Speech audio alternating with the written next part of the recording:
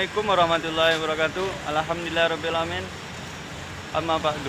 Baiklah, saya di sini berada di Jalan Ayani 2, tepatnya di Vihara Vajra Bumi Kartartayuga. Ya, di sini guys. Mana kamera? Kamera mana? Itu.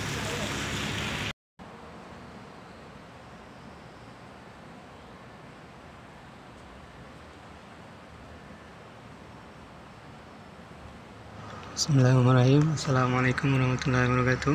Selamat pagi Bapak Pendeta. Baiklah, diperkenalkan saya dari mahasiswa IAIN Pontianak, Prodi Psikologi Islam. Perkenalkan, nama saya sendiri Romizar Kurniadi, Izratul Komaria, dan Siti Aisyah. Baiklah, saya di sini untuk mewawancarai sebagai mata kuliah perbandingan agama. Kemudian sebelum melanjutkan wawancara, saya ingin tahu nama Bapak siapa dan bagaimana sejarah rumah ibadah ini didirikan. Selamat pagi, saya ucapkan selamat datang ya untuk mahasiswa IAIN Pontianak. Perkenalkan, nama saya Hendra, jabatan saya di sini sebagai pandita di dalam vihara ini. Ya, untuk bertanya tentang sejarah, ya, sejarah berdirinya vihara ini. Pada awalnya kita belum ada vihara ini, jadi sebelumnya kita meminjam aula itu di vihara, di sebuah vihara bernama Vihara Sakyamuni di depan supermarket Kaisar.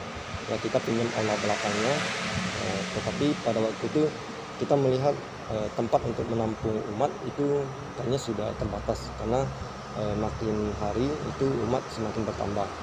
Maka dari itu para pengurus memutuskan untuk mencari donatur, sponsor, supaya kita bisa mendirikan sebuah vihara yang cukup besar supaya bisa menampung para umat kita. Dan dipilihlah sebidang tanah ini kita bangun. Pada itu bangunnya itu mulai tahun 2000 dan selesainya itu tahun 2004. Jadi dibutuhkan waktu kurang lebih 4 tahun. Ya.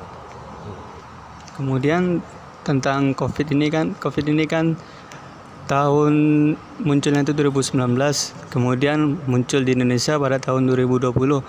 Mungkin dari jemaah sini ada apa sih dampaknya dari COVID-19? Mungkin jemaah dikurangkan atau mungkin tidak boleh datang di sini, ibadah di rumah saja. Kalau menurut pengurus ini gimana untuk mengatasi COVID-19 ini? Pada awal kemunculan COVID-19 di Indonesia, pertama kita cukup kaget ya. Dan pada waktu itu pemerintah juga membatasi semua kegiatan. Ya, kita tetap berpedoman pada kebijakan yang dikeluarkan oleh Dirjen Dinas Bina Kementerian Agama. Jadi pada waktu Dirjen itu memberikan surat edaran jika memang area tersebut merupakan zona merah, maka kegiatan tempat ibadah itu tidak boleh dilangsungkan sama sekali. Pada waktu itu berhubung untuk saat ini kita masih zona oranye, jadi kita masih tetap bisa melakukan kegiatan 7 waktu. Hanya saja jumlah peserta umat itu kita batasi, ya, cuma boleh menampung 30% dari tempat yang ada. Kemudian tempatnya juga kita atur sedemikian rupa supaya bisa menjaga jarak antar umat. Kemudian kita juga mencetak banner supaya umat yang datang itu bisa melihat, supaya bisa menjaga protokol kesehatan, yaitu diantaranya mencuci tangan, memakai masker, dan menjaga jarak. Kemudian kita juga ada mensosialisasikan kepada para umat di masa COVID-19 ini tetap menjaga kesehatan, ya, jaga diri, jaga keluarga, hindari kerumunan, dan tidak banyak melakukan kegiatan di luar. Jadi begitu Pak. Mungkin dari Saudara Ira ada ingin ditanyakan? Begini Pak, bagaimana pandangan Bapak atau pandangan agama melihat kesehatan wabah dan virus ini Pak? Kalau kita secara agama Buddha, kita itu ada mengenal namanya karma.